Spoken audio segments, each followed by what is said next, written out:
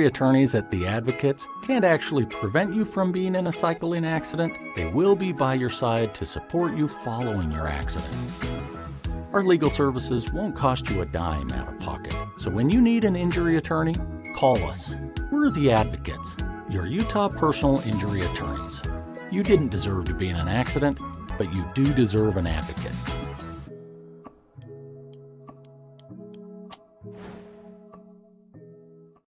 This is the Monty Show, the truth in sports talk streaming. When you want unbiased opinions about your favorite team without the spin, all you have to do is find the Monty Show, streaming live and available 24 hours a day, 7 days a week on YouTube. And now, here's Monty. Hey, the Monty program. How the heck are you? The Monty Show, as always, presented by the Advocates at theadvocates.com, the best injury attorneys in the business. Did your internet go out yesterday and cost you thousands of dollars? Get to theadvocates.com. Too real. If you've been in a car wreck, if you got hit by a semi-truck, you know, the funny thing is those accidents with semi-trucks are not straightforward. They're never straightforward. And I'm telling you, the hyenas out there driving on the roadways don't deserve it. They don't deserve to take your happiness, friends. Let somebody fight for you. Go to the Advocates. They've seen it all. They've been through it all. They know exactly step for step what you need to do to get what you deserve. That's why you go to the Advocates, where you never reach into your pocket to pay, because you don't pay the Advocates unless and until they win your case. Chat with an attorney live online at theadvocates.com. Sure. Well, guys, you know, easiest comment of the day. Oh, is the internet going to be on today? Hey, guys, the show going to go off early again? Yeah. Is it going to make it all the way through today? Yeah, real original. Real original. There's Mike Smith. Will Thursday's show make it all the way? Hit the like button. Dakota Tubbs, CenturyLink are a bunch of Gary's favorite words. That's an inside joke. That's an inside joke from the members only chat. You know. Chad Carter, second, but let's see if they called the Advocates for their injured internet. Oh, we got jokes today, don't we? Don't we? Y'all showed up like you Dave Chappelle and shit. Yeah. That's fine. That's fine. Ryan Smith's receding hairline, we show up. Oh, do you? Okay. We show up. Mike, don't call me Mikkel Chase. Did you guys lose power yesterday? Glad to see you're back today. Wait until the end of the show when I tell you what happened yesterday. And it sucks. And we can all lose our minds together. Because, yeah, what happened yesterday should never happen to anybody. Absolute garbo. It is absolute garbo. Because we were rolling. I was looking fly like the pimp that I am. Then the internet goes out. And did not come back on till like 3 o'clock. It was wild to me. How was it out till 3 o'clock, dude? God. No.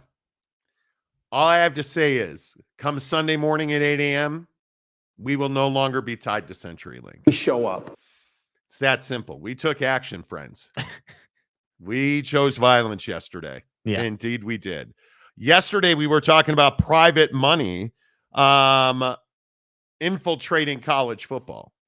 And one of the real interesting questions and one of the real interesting offshoots of that was, can the Big 12 attract enough private money to compete and survive against the Big 10 and the SEC? And I think it is a very, very interesting question, because I don't know that that is an unequivocal yes. And I think we've talked a lot on this show about, you know, Brett Yormark and the job that he's done as a commissioner of the Big 12. And I think the real question is, can the Big 12 attract enough private money? I don't have any doubts about it. I truly do not. The Big 12 has signed on the dotted line. They have agreed to the terms of the settlement in NIL. And I think that is the only course forward here. The Big 12 is being pragmatic. The SEC and the Pac-12 have yet to sign. They are expected to do so by the end of the week. But all you're doing is delaying the inevitable. And as far as the Pac-12 goes, this is a formality. The Pac-12, obviously, in a month from now, is not even going to be a conference. You are assuming their cooperation. The SEC, it's just a matter of time. College sports is going to move on from this moment. And will there be other lawsuits? Sure. We're going to talk about the G5 in a minute. But I think the biggest question is, can Brett Yormark lead the troops in the Big 12 forward with enough cash, enough revenue, enough private equity to compete? And I have no reason to believe that he cannot. And it's interesting talking to people around college sports yesterday. There's a lot of questions about the viability, not of the ACC here, but of the Big 12. And Jake, I guess the question is, do you believe that the Big 12 is on solid footing here? I mean, I think as a conference, they're on solid footing. I think the trouble is that they don't have the big brands that the other three conferences have. And yes, I'm including the ACC in that conversation because the ACC does have big brands. And, the trouble is that, in football, the Big 12 has a lot of question marks. Like, obviously, Utah's great and everything, but Utah is not Texas. Obviously, Utah is not Oklahoma. And I think the real conundrum for the Big 12 is, what is the secondary brand in your conference that's going to step up? I mean, is Texas Tech actually going to show up this year? Or, who's going to be the other brands that make an appearance in the college football playoff this year? Because that's the real question, because ultimately the only reason the Big Ten and the SEC are getting all the money is because they're the ones that essentially run college football. You're talking about two conferences that dominate participation in the college football playoff and are going to continue to dominate participation in the college football playoff, just on a bigger scale. So are they on solid footing? Yes, they're on solid footing, but are they going to be able to compete long-term? I'm not so sure I'd be confident in that, because what we need to see somebody else in the Big 12 actually step up on the football field. It's not in question what you can do on the basketball court. We all know that. We all know that it's a deep league on the basketball court. But are we really sitting here saying, like, man, Houston's really going to do a big thing this year? UCF is really going to come out and scorch everybody? No, we're not saying that. We're sitting here saying, hey, is now that Will Howard's gone, is K-State going to bounce back? Can Sonny Dykes get TCU back into the college football playoff? Is Utah actually a national championship contender coming out of the Big 12? And I think for those reasons alone, if you're private money, you have to take that little second and say, yeah, let's make sure we don't mess this up. Because I remember what private money is. And I think a lot of people don't understand this. It is a for-profit business. And when you're talking about injecting between 50 million and 100 million or hundreds of millions of dollars into a project, you're not doing that to lose money. You are expecting that equity to be used to grow revenue, and you are expecting to see a return on your investment. That's the biggest question. Is the risk reward quotient there in the Big 12? And I think, much to your point, I don't think there is a brand in the Big 12 right now. I just don't. Not in football. Basketball, different conversation. In Big 12 football, what's the preeminent brand? Yeah. And I just don't see it. And I don't see if I have $50 to $100 million or $200 million, right, do I want to put that money with the SEC or do I want to put that money with the Big 12? Well, and I think the other comparison too that I think is probably the best one is, do you want to put it with the Big 12 or do you want to put it with the newcomers in the Big 10? Right? Is putting your money with, let's say Oregon or any of these new squads that got added to the Big 10, is putting your money with those teams more reliable? Because that's the word, right? I mean, that's the word with that private money wants. Hey, we want a reliable spend here. We want to know that, hey, if we throw 100 at this program or 50 between these two programs, that we know we're going to make 250, hell, even maybe 300, depending on how far they go and just how much ad spend we can get out. I don't think the Big 12 can compete financially at the top end. I don't. Show me that Texas wasn't the only football brand in your conference. Because that's what this is about, making money on football. And I think we've talked about this in the past.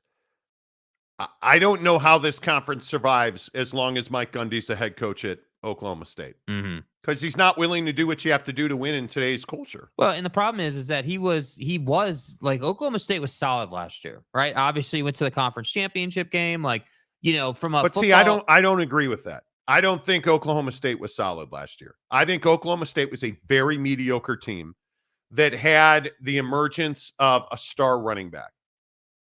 That's it. That's what Oklahoma State was last year. I do not believe that they were elite. I don't think they were great. I don't think they were good. I think they were just good enough in a conference that was massively underachieving. Mm-hmm.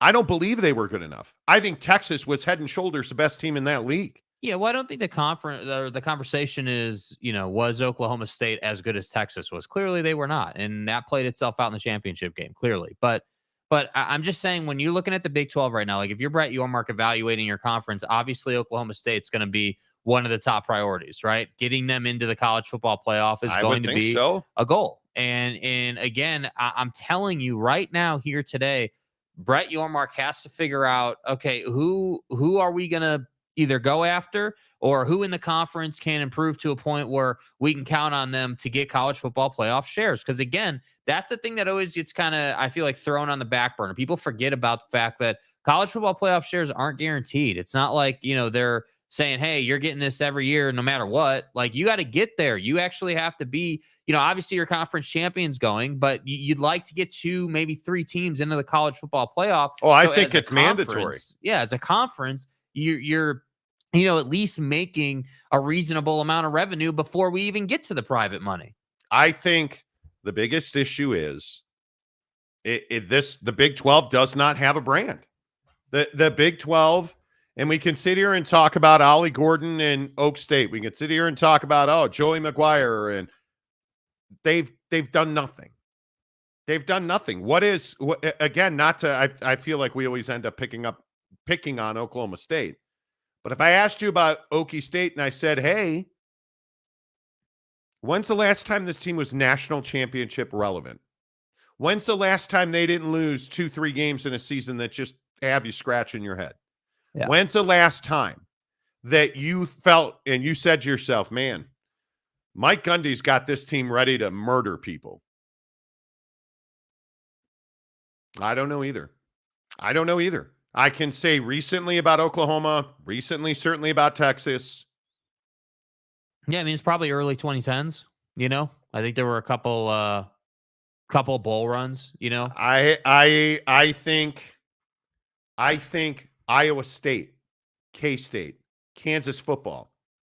Those are the brands that I think are going to have to really emerge because you don't have a behemoth. Yeah, TCU's got to be there too. Well, but again, I know what Iowa State's going to do. Iowa State's going to punch you in the face on defense, and it's going to be very hard for you to score points against them. And Iowa State is going to be one of the leaders in this conference in college football. The problem is it's Iowa State. The problem is the Q factor for Iowa State is tiny. The problem is, and we can go up and down, TCU, I need Sonny Dykes to be the guy he was 2 years ago every single year. That's what you need in this conference, because that's what's going to draw money. That's what's going to draw private money to invest in your conference. That's what's going to make you college football playoff money. That's what's going to get you higher up in recruiting. That's what's going to get you higher up in NIL. That's what's going to get you higher up in the transfer portal. Right? And we joke about, again, Oklahoma State. Ollie Gordon, oh man, people are trying to steal him. You're right, they are. And if he was smart, Ollie Gordon would leave Oklahoma State. Mm-hmm. Go play in big games. Oklahoma State won't be playing in big games. And this is going to sound simplistic. Oklahoma State won't be playing in big games until they are. Transfer to Texas, you're playing in every week's a big game. Yeah. Transfer to Bama, transfer to Georgia, transfer to Michigan, transfer to Ohio State, transfer to Oregon. Yeah. You're playing in a big game every single week. It's as simple as it is. Mm-hmm. Are you going to transfer to BYU? You're probably not. Are you going to transfer to Houston? You're probably not. Are you going to transfer to TCU? Are you going to transfer to K-State? Are you going to transfer to Kansas? You're going to transfer to Lubbock? You're probably not. And that's, again, why I say the Big 12 has to answer questions. Every one of these teams in this league has to believe that their championship game is week 1 and 2 and 3 and so forth and so on. Every week in this league, you have to. Is there a team in this league that you believe can go undefeated? No, not really. I think so. even Utah is probably a 1-2 loss team, as good as they're going to be. And I go back to your UCF point. I think UCF is the team that's got a base of talent in its backyard that has a legitimate chance to build a program. Sadly, that's probably not right now. Right. And I think it's, I think last year was obviously their first year in the Big 12 and, this is year 2. And I think that, they're going to build upon last year. They had some injuries last year, unfortunately, that really hampered them and really limited them. But again, it's this whole concept of, hey, who can the Big 12 rely on? And I don't think you can rely on anybody right now. And I think that's why the conversations with Duke and UNC and all the, Louisville, all these different schools is happening because Yormark sees what's coming down the pipe. As I was saying yesterday, before CenturyLink screwed us, Brett Yormark has vision and other folks do not have vision. And do you think that Duke and North Carolina knocked our internet out yesterday? Yeah, I think they did. No, you know who I think knocked it out? I think Val Ackerman knocked it out. I think that these low end commissioners of these big sky conferences who want to complain about paying their fair share knocked it out. They're victims. Yeah, they're victims. They don't want to pay their rent. Well, I got news for you. Rent's due, and it's time to pay. Yeah. And unfortunately, it's not in your control, and you unfortunately don't have the right to say this is what's happening, this is what's not happening, because you're not the big boys. And again, this is why I say if you're the Big 12, you're in a very precarious situation because the ACC is going to change. And I don't know if that's meltdown or, partial change, or if the buffoon on, what was that, Friday, I think it was, or was that yesterday? Nashville. Nashville. Dude, college football needs to chill the hell out. We need to get calmer waters. We need to get to a place where you can go on a 10-year run where there's not conferences burning down constantly. Yeah, that's not going to happen anytime soon. Until the Super League is here, that's not going to happen. And again, I just go across and I look at all these leagues. Big Ten's not a better football league than the Big 12 last year. Quality of play on the field, depth of football quality. This year it is. When you add the 4 that they added, you add Washington. I don't know if you noticed this, but Jim Romadunze and friends, they played for a national championship. Oregon, SC, UCLA is what it is. Yeah. You add those 4, you're a better football conference now. You have better brands. You have got, obviously, and whatever it is that happens in Ann Arbor, you've got those 2, which are 2 of the biggest brands in college sports. You've got SC and Oregon, which are now 4 of the biggest brands in college sports. Yeah. You add the Washington Huskies and Jed Fish, who I love and respect. That program's not going anywhere. And who knows what you get out of UCLA. The Big Ten's a better football conference now than the Big 12. They are. It just is what it is. You don't have to like it, but it is what it is. And then, did I mention that Texas and Oklahoma went to the SEC? You're a better football conference now. You were already the best. So now my question is, look at Arizona State, Colorado, and Utah. Who steps up to compete for a national championship? You don't have to like it, but you better learn to love it. That'd be Kyle Whittingham and the Utah Utes. Anybody? No. Well, Oak State James is here. Is Oak State James here today? He is here today. Monty, you said that the mullet's terrible. Utah is better than any of the 4 that are joining the Big Ten. Sorry, Utah's not better than Oregon. Or Washington. Utah's not. I will remind you that Utah, I would agree, is better than SC and UCLA. But You look at what Oregon did last year. You look at Washington competing for a national championship. They're not better. Utah is not better than Washington and Oregon. Not today. Ask me after the first week of the season, second week of the season, October, when you're dressed up like Mike Gundy's mullet, then maybe we could talk about is Utah better than Oregon and Washington. Right? When I'm playing golf on Thanksgiving Day in Florida, maybe we can talk about is Utah better than Oregon. Dude, Oregon's coming for your neck. That team, I believe Oregon will compete for a national championship this year. Yeah, they're definitely in that pile. So, and listen, I love my guy Kyle Whittingham. There is no coach I respect more.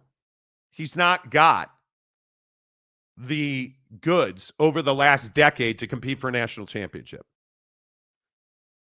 Is he conference championship good? Absolutely. Every single year.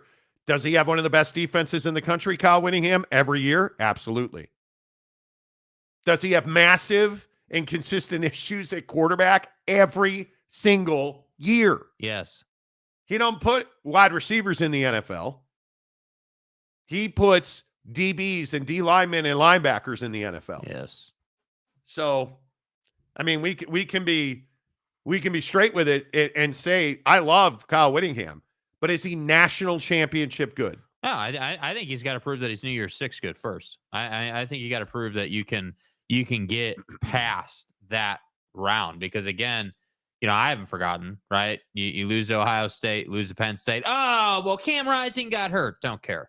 You lost. It is what it is. And I look at my guy Kyle Whittingham, and I look at that schedule that he's got coming up. Let's not pretend that somehow. Now, the nice thing is you open against Baylor, right? I like it. Baylor's got to come to Salt Lake City. Dave Aranda is probably going to be sweating off his bald ass head. It's fine. Right? You should have fired Dave Aranda. You didn't. I'm not taking Baylor sweat seriously. Going down that Chrome Dome? Take the respect. Because you haven't earned it. In Waco, David Koresh. Then you're at Utah State, so you're 3-0. Aggie tears. Then you're at Oak State, who sucks out loud. That's your first real game. You got to go to Stillwater. Wow, we're going to have to gut another steer, Monty. And we'll find out. Are there parasites living in Gundy's mullet this season? We'll find out. I mean, he doesn't have to be afraid of playing Bedlam anymore. Okay, I'm just being a jerk. Well, guys, that win was for all of our players and fans. It was just an incredible game. We beat Oklahoma in one of the biggest moments ever. Bedlam sucks. We don't need Bedlam. Nobody here wants Bedlam. Oklahoma, come on. We don't need Oklahoma. Fuck better. Are you kidding me? Shut the fuck up, Donnie. Barry Switzer. I'm worried about what's going on with my kids. Shut the fuck up, Donnie. Because it's illegal. Because it's illegal. I don't break the rules. Oh, man. The gaslighting of Oak State James. I think I've hit it every time. I mean, I'm almost like Notre Dame. I'm almost like Notre Dame. I mean, I'm almost like Notre Dame. Have you seen the worms and the cicadas that we pulled out of this mullet boy? I'm almost like Nostradamus. God damn it. I'm a man. Anyway. I'm a man. I have a lot of pent-up energy from yesterday. So get your facts straight. Caleb Aylmore. Oak State needs to shore up the defense and play better QB. But listen, Brandon Whedon, fucking relax. What's up, motherfuckers? Best quarterback ever. Noel Ramirez.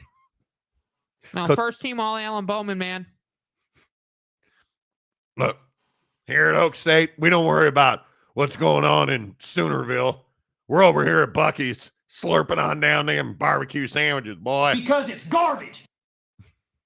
I don't even know whose voice that is. For someone like Monty that likes to say this is his job, and him going on rants about the Big 12 and the G5 times not investing, and his internet goes out. Hey, man. So let me get this right. Just quick review, right? It says that like for someone like Monty that likes to say this is his job. So let me get this right. You just tried to come into the comments section for the first time in probably 3 weeks. I haven't seen you in the comments section in quite some time. And you show up the one day that the internet goes out. So let me get this right. You watch every single day, and then you want to hate on the internet.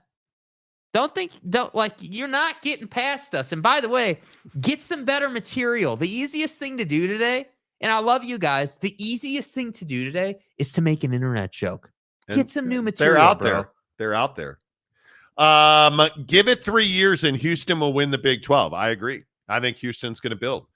Oh, Ferris Khan, we got a Jim Harbaugh story. Here we go. Because Ferris told us all, Monty, I'm going to just tell you something. You think you know, you don't know. Monty, Jim Harbaugh's not going anywhere, he's boy. Not leaving. He'd never do that to the program. Jim Harbaugh is not leaving this program. Jim, stalwartness. He's a Michigan man. It's a we fence, bitch. Got to be America's team. Where is he going? So we told you that Jim Harbaugh had lost the room at Michigan. Mm-hmm. Jim Harbaugh had lost the respect of leadership, that he had fractured relationships in administration in Ann Arbor. And oh my God, the Michigan fans, I don't know what you're talking about.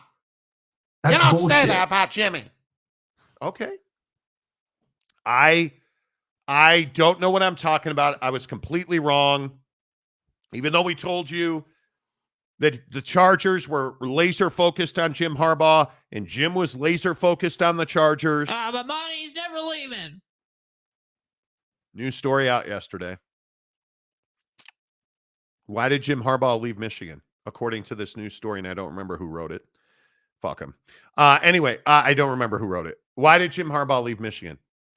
Amongst others, he had a fractured relationship with Ward Manuel, the athletic director. Oh, got it. So what you mean is Jim Harbaugh is an arrogant asshole who doesn't like the way Ward was behaving, and that fractured the relationship to the point where he left for the NFL. Because he wanted unwavering loyalty, Jim Harbaugh. And Ward Manuel wouldn't give it to him. Who are you, Donnie? Come on. And Ward Manuel, he was upset because Ward Manuel didn't believe Ward Manuel fought hard enough for him. He was upset because Tony Petitti allegedly promised Jim Harbaugh that before it went public, he would come to Ann Arbor and meet with Jim and tell him what was found so that they could have some time to react to it. Tony Petitti didn't do that. And then he got upset, Jim Harbaugh, allegedly, because the trustees at Michigan no longer wanted to dump money onto the fire of defending him in legal fees.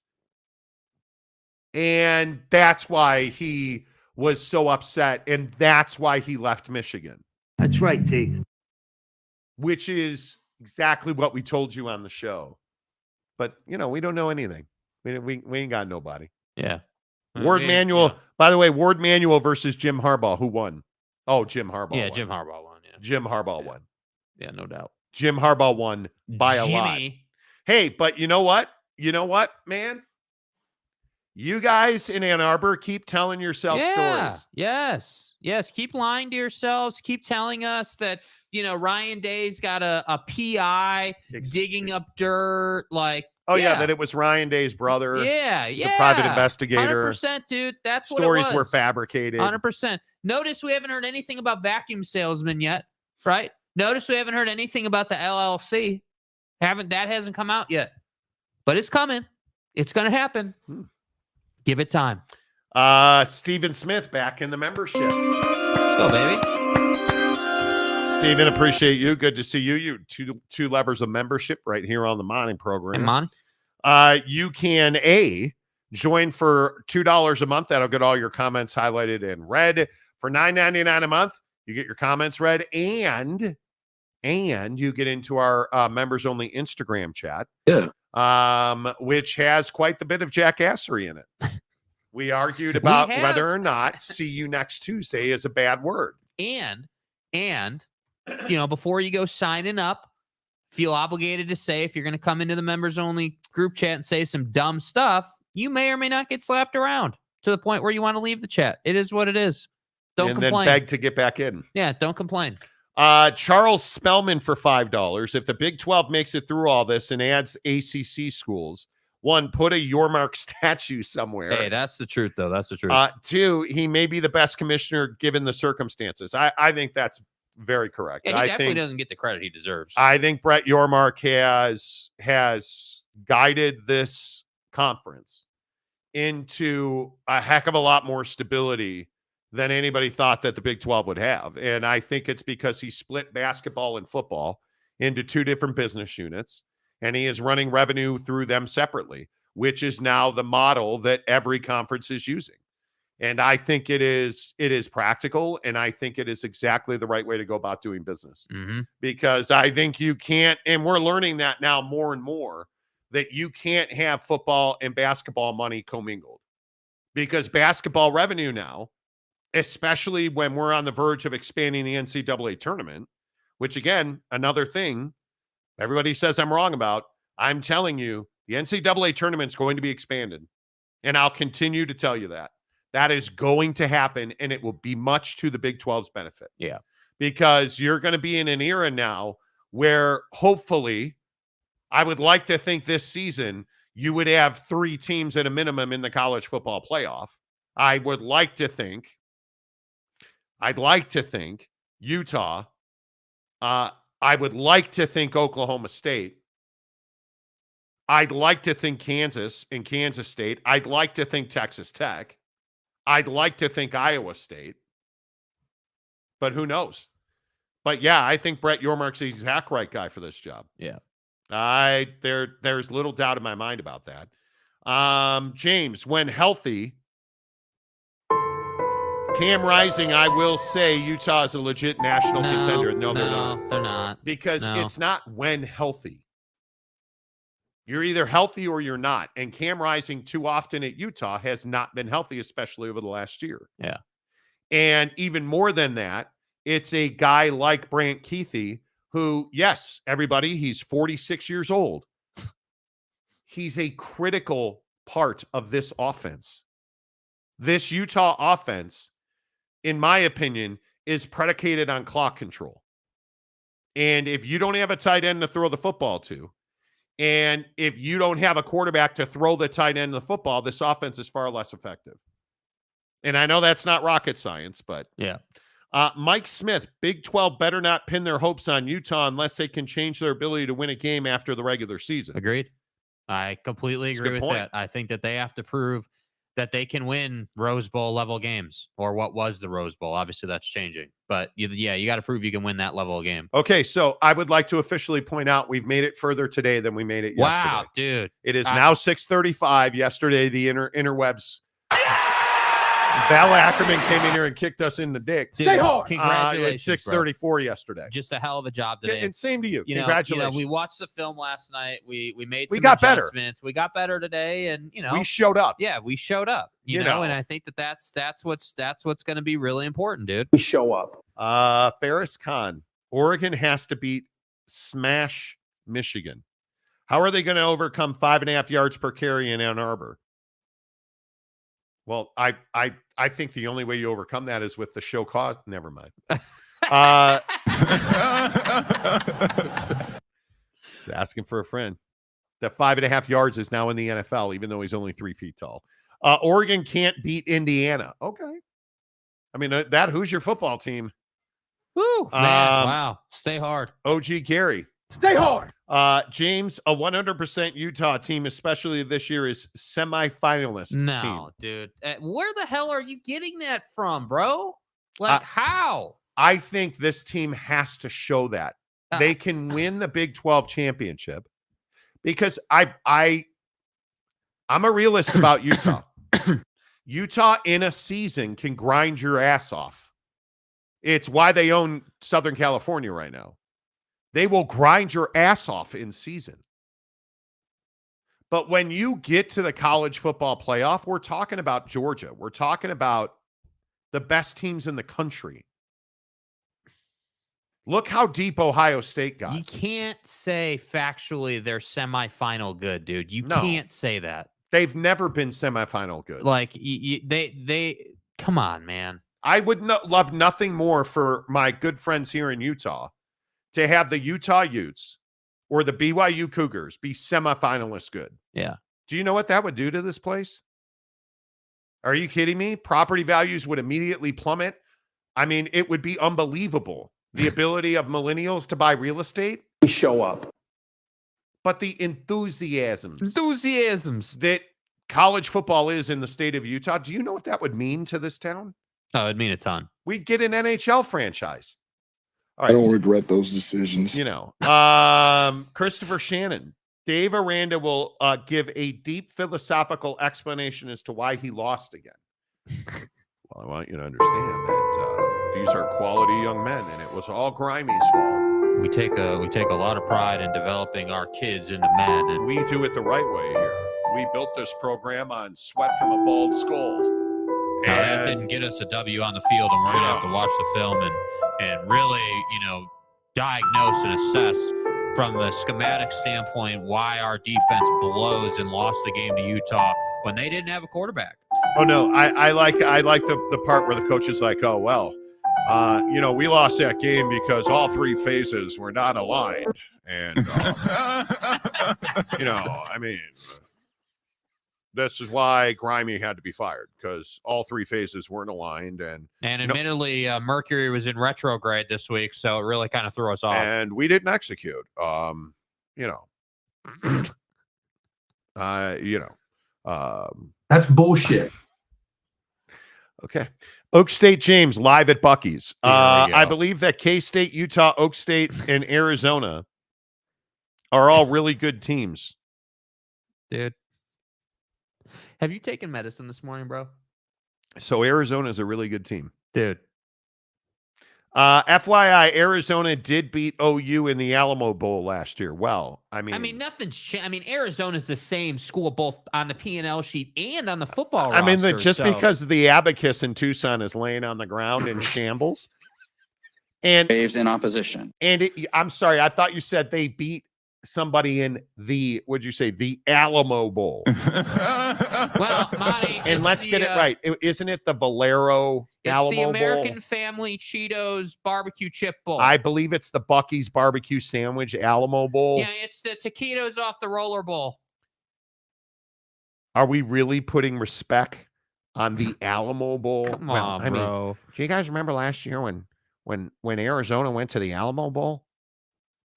Said nobody ever. Well, they did beat OU in the Alamo Bowl. I remember that trip because we went to Buc-ee's on the way back to the crib. Hey, look here, man. And I mean, I had a Buc-ee's barbecue knockwurst corn dog that was awesome, and I washed it down. You know that trail mix you can get in the bags at Buc-ee's? Yeah, I was talking to this trucker who was going to Pound Town on this slot lizard, and he was telling me that I got to get the Swedish fish in the Ziploc bag. That's the stuff. Man, that Alamo Bowl, who will forget that? Because shit's going good. I'm a bad person. Don't talk crap about my team. Rick Forrester, Buc-ee's has the best barbecue sandwich. I'm concerned about James this morning. Jeremiah says you should probably, we're on to Cincinnati. Come on, bro. Hey, Coach, can you give me an idea how is it? That big Alamo Bowl victory you guys had last year? When you were, oh wait, you're not the same coach. Right. Hey, Coach. I'm just gonna move on to say how's Cincinnati looking this year, Coach? Pause, bro. Pause. So a bunch of new players, and admittedly, the Fighting Fafitas are still at Arizona, but you're broken. You ain't got new chin straps.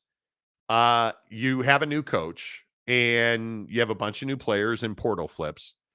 If Arizona is bowl eligible, that would be amazing. Yeah. That would be amazing. We'll see. That's tough, bro. Mike Smith, bowl games only count if it defends your argument. Exactly right. Exactly right. See me on the big screen. James has been under the weather. He deserves a little slack today. I don't disagree. James, I love you, man. Oh, wait, that was Jake. Jake On to loves Cincinnati. you, right? Stay hard. Jake loves you. And what you guys do in your own time is up to you. I don't judge. Mike Smith, don't you badmouth the lot lizard union at the truck stop conference. Exactly right. Which we all fly over. The lot lizard union. Jeremiah Champion. Ha ha, lot lizard. This is fucking America. The ghost of Gumby. Meat on rollers is what it's all about.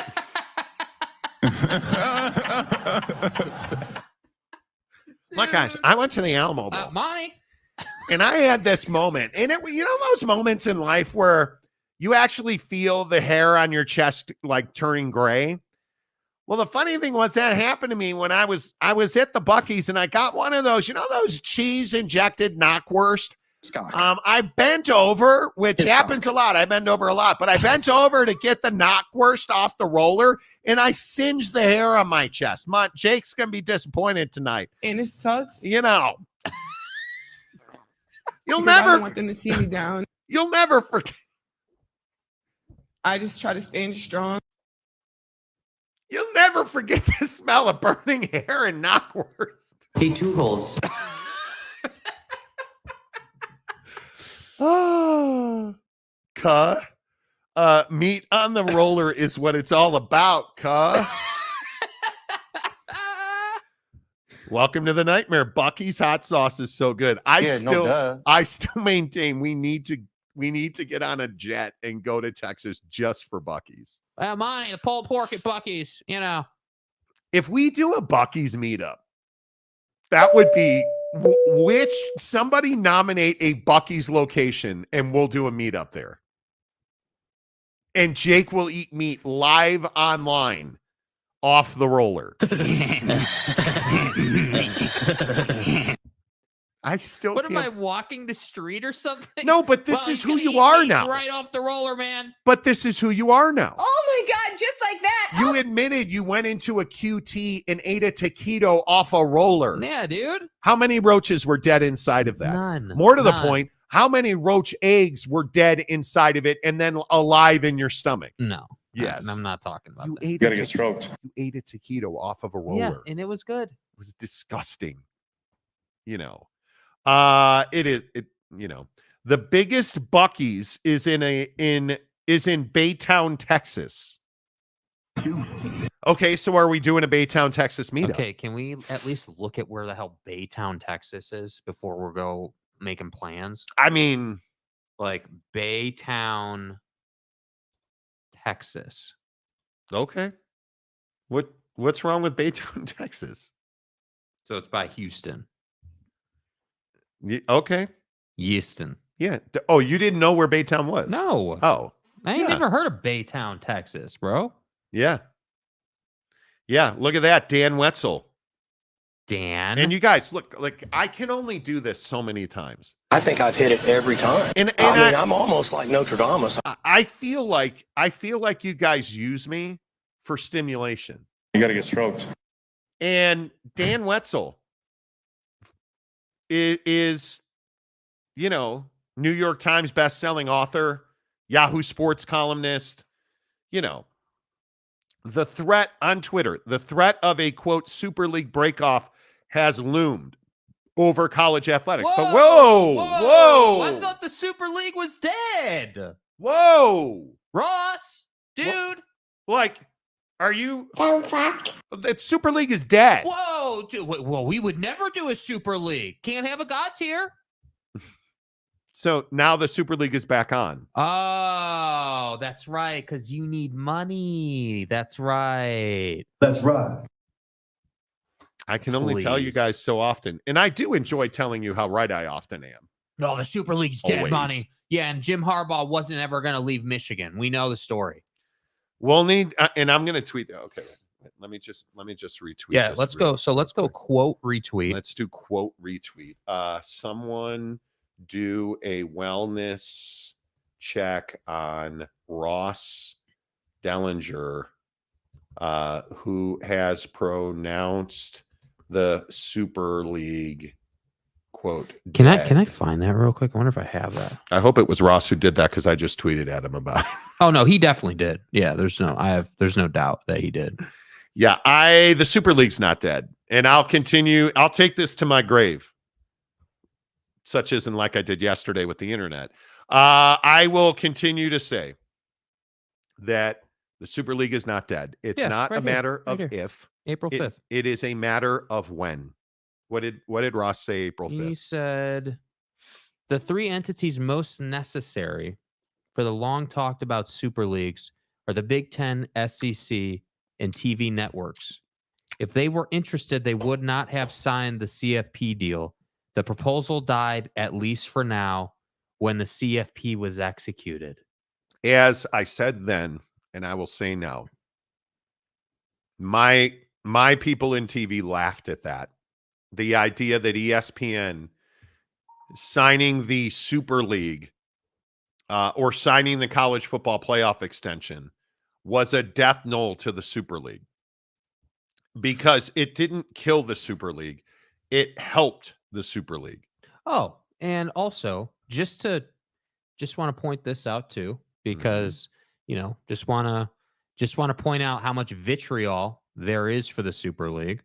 Ross also on that same day tweeted this little nugget right below with a little bit of sarcasm in it, which I thought was kind of the cherry on top of the whole situation. And what I think is so interesting, and look, I love Ross. Obviously, I think his work speaks for I itself. believe he's the best college football insider. So he tweets this and then tweets that.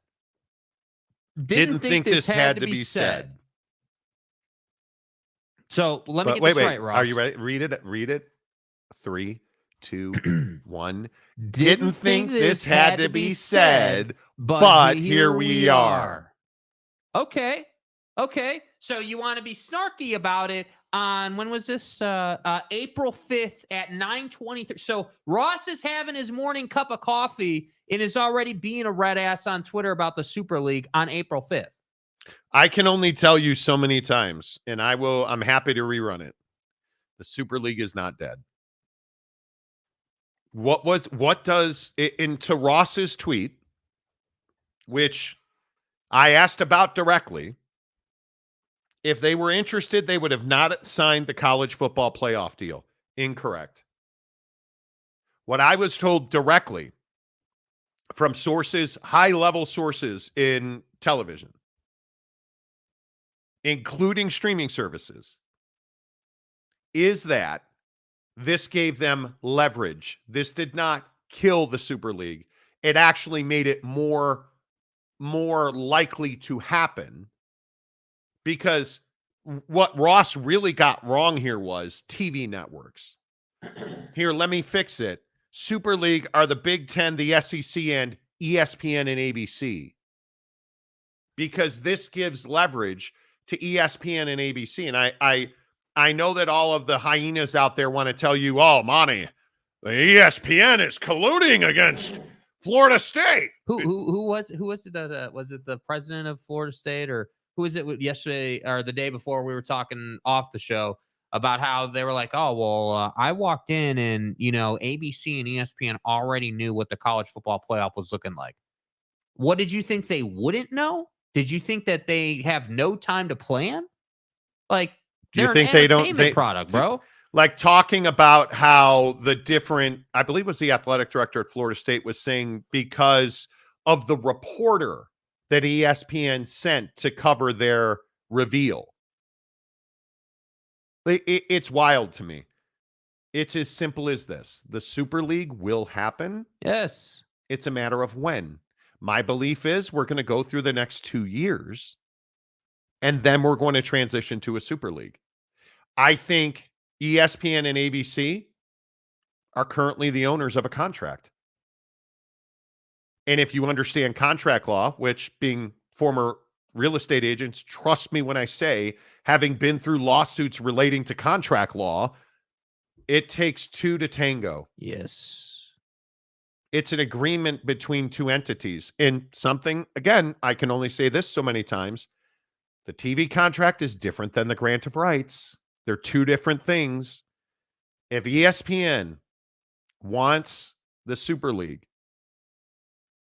do you really think they won't throw that contract with the college football playoff in the shredder to make more money? Yes, they will. Yes, they will.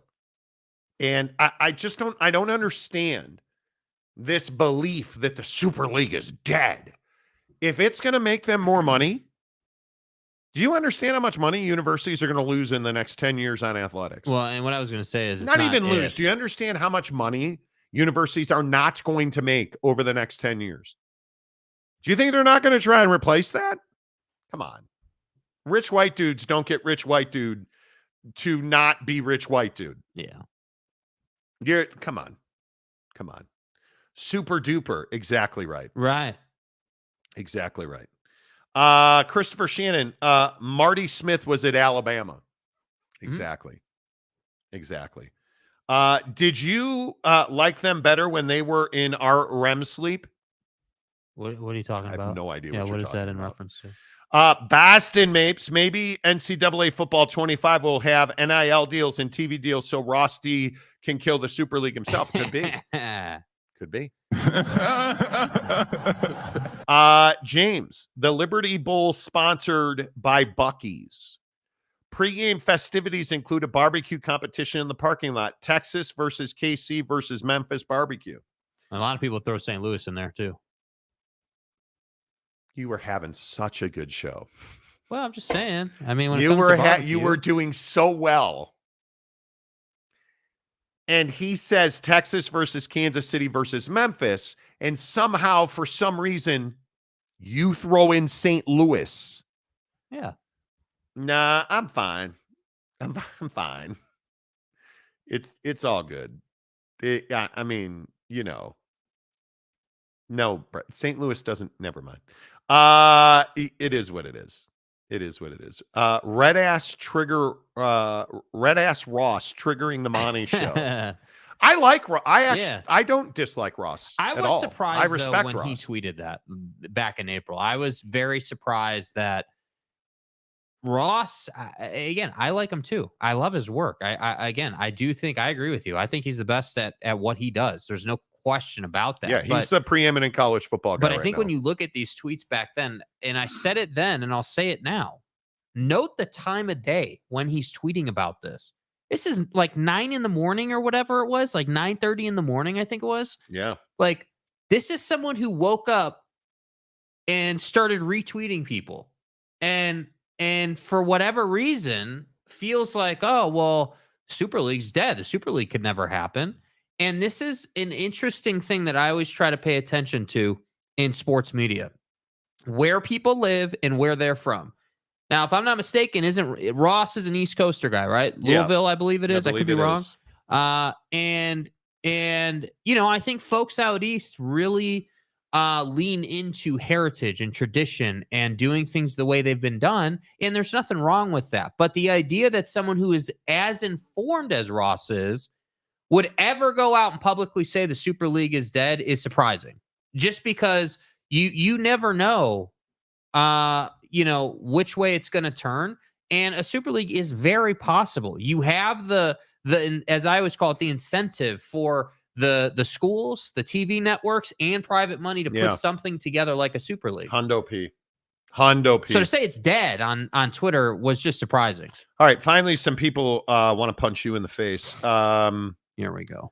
Christopher Shannon says St. Louis ribs. They're very good. St. Louis style ribs are good. But St. Louis barbecue, I live there. St. Louis don't do barbecue. Screw St. Louis. Screw everything about St. Louis. Screw the Cardinals. It's just food, man. No, it's not. Sir. Okay. Don't you ever say that to me. So then what's your favorite? Favorite what? Barbecue. Utah.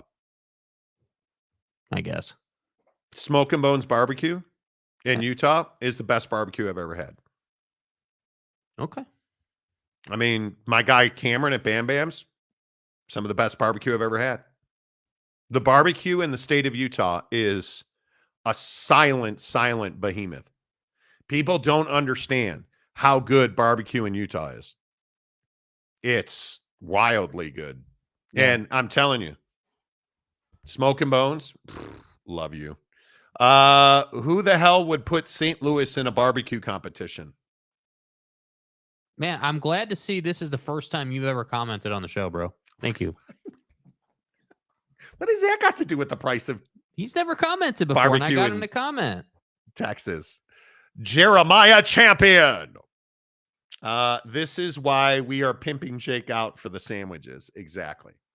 Man, I gotta tell you, I don't know why. Best barbecue chicken sandwich I've ever had. Fucking Buc-ee's. Have you? Let's get something straight. Those ribs in St. Louis, best barbecue ribs ever. Yummy, yummy, yummy. But I'm telling you, Buc-ee's barbecue, best in the country, ever. Fact. You haven't lived. You haven't had barbecue until you roll into the AM PM in East St. Louis and you eat some barbecue. That's barbecue. God damn it. What next? You're going to break out? Well, I got to tell you, the best wings I've ever had right off the roller at Costco, man. You ever hear them garlic drumsticks at Costco? Goddamn, boy.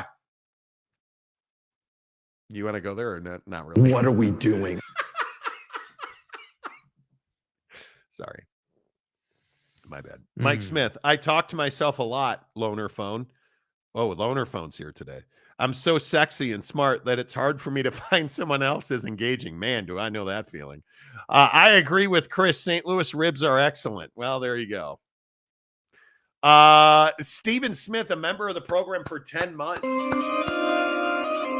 I'm excited for EA college football to be back. I just don't have time. I ain't got time. I've grown. I don't play video games anymore. Okay.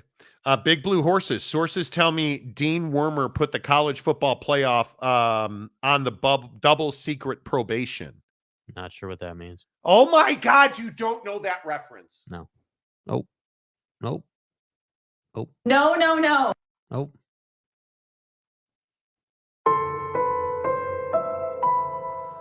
Well, it's been a good show, guys. Appreciate the support. Do you see what I deal with? Maybe it is better that the internet went out. Why couldn't it have gone out before you said you didn't know who Dean Wormer is? Can you just guess, maybe? Someone related to football somewhere. Oh, fuck. That's completely wrong. It's from Animal House, the movie Animal House. Dean Wormer. Okay, cool. Dean Wormer. Okay. I mean, I've seen the movie, but I don't know the reference. No, you haven't seen the movie. I have seen the movie. Okay. San Diego State Glenn says, chill, Monty. It is what it is. It is what it is. It's fine. Oak State James, Buc-ee's meet up either Temple or Hillsboro between Waco and Dallas. Waco, David Koresh. We're going to Baytown. It's already been decided. Super League is a great idea. We need to do this ASAP. Could be. James says he missed my super chat. Oh, shit. Damn, I am tripping. I didn't miss your super chat. I agree with Monty on the Super League. Wow. Okay. James, a member of the show for 12 months. Keep pulling your pork, bro. Good job. All right. Super League's going to happen. It's not dead. It's not dead. The Chad Carter. What's J2H so grumpy about today? Thank you. Here we go. What did I say when you walked in the studio today? What did I say? Can a guy not just have one day where he's not bouncing off the walls when he shows up? Well, what's wrong, two holes? I don't know. Maybe it's 4 a.m. and I don't feel like it. How about that? Jim Roma Dunze says, great idea. Barbecue chicken taquitos on the roller. Yeah. Pulled pork off the roller. Come on. I'll never forgive you for that. Boyd Lake Animal House. Yes. Yes, sir. Oh my God, Jake, you animal. Yeah, I know. Sir Bob Lob, Jake needs to be sent to re-education camp. Yes, you do. I agree. Toga, toga, toga, toga. Okay. Damn it, Jake. You have nothing to say to that? Nothing. I ain't got nothing for you. This is the comment. What the hell comment is that? Just comment like you can comment this all the time, and it's actually really a relevant thing to say. No, hold up. What is this comment right here? What is that? No, I'm not going to do that. That's from Facebook. We get some wild Facebook stuff. Yeah. But damn it, Jake is a great comment. Y'all thinking about how hard it is to lose last week. Now y'all talking about barbecue. I'm not. You can talk about it all day long. I'm not eating. I had 93.7 ground turkey and sweet potato for dinner last night. Trust me when I say I'm on that grind. Who the hell is Dean Wormer? Jake, do you want to let everybody know who Dean Wormer is? Or yeah, he's the dean of the school in Animal House. Is he though, or is that not true? You tell me. You're the expert. He is the dean. He is the heel. He's the kind villain. of the jag-off of the movie. Honestly, he's the bad guy. He's the bad guy. You know. So, which is fine. It be who it was and what it is. And stuff, you know. I mean, he's not a taquito off the rollers kind of dean, but, you know, it is what it is. No, because nobody. Dude. Nobody. I don't give a damn who you are. At one point or another in your life, you've done that. No, Even I if have you not. refuse to admit it. You've done it. Not one single time. Not one single time. Not once have I ever done that. And I will never. I will never. Right. In all of my wildest dreams, right, will I eat off of a roller? Right. Having fun is the name of the game. I just refuse to do it. Right. Troy V says, was it over when the Germans bombed Pearl Harbor? Jake, name that tune. Not talking about it. You don't, because Jake, the Germans. Oh my. He's on a roll. Okay. He's on a roll, Jake. Yeah, I got it. All right, cool. It's from Animal House. Cool. You know. Cool. You know. Here we go again. Old people mad at young people for not understanding old references from when dinosaurs roamed the earth and there was black and white TV. Okay, I don't think it's that old, bro. No. When did it come out? Late 90s? When did it come out? I don't know when it came out. Okay, fine. I'll use a computer to figure it out. If you're not trying to answer, that's fine. You just asked if Animal House came out in the late 90s. Yeah. Do you got... Okay, 70s, same thing. You were 5 years old when it came out. So let me get this right. Let's review. So this movie came out when you were 5 years old, and you expect me to know all these references. No, but it's... Is Animal House a scary movie? Yes, it's a... American Pie came out in the late 90s. See? This is what... See? You will put respect on Pat's Barbecue's name, sir. Maybe you can't handle the truth. Right. It's fine. QT has some good items off the roller when you're in the mood. Okay, QT. I agree. QT is one of the most under the radar. Yeah, I know what time it is. Pimp houses in this country. Never, ever am I in the mood for food off the roller. Come on. I'm not willing to. What are you willing to eat off the roller? Center when it comes to food, dude. I am. I don't eat hot dogs off a roller. If it didn't come out of hot water, I'm not eating it. I'm not doing it. My limit used to be pizza from 7-Eleven, but only because pizza from 7-Eleven is better than pizza from Domino's. You're more than happy to eat frozen taquitos out of an air fryer from Costco, but you won't have frozen taquitos off of a roller. No, never. Come on. Not to Jimmy, the long haul truck driver. I'm a carb eating motherfucker. He farted and it wafted over your taquito. No. Tell me I'm wrong. You are. Force Ghost Fabio lies. Monty will eat anything on a stick. I won't. Yeah, that's not true. Sir Bob Lob, ask Jake when was the War of 1812. Well, that was in the early 20s. Monty, it was, looks like it was 802 BC. Damian Fowler, I feel bad for you, Jake, but sometimes you got to take one for the team. Yeah, that's like every day, bro. That's right. That's exactly right. Troy V says that fart was flavor, bro. Exactly. Wow, this thing's really. Do you think they mix chocolate in with this taquito? There's an odd coating of. Maybe it's cocoa powder. No, bro. That's Kevin. He's from Minnesota, and he was passing through.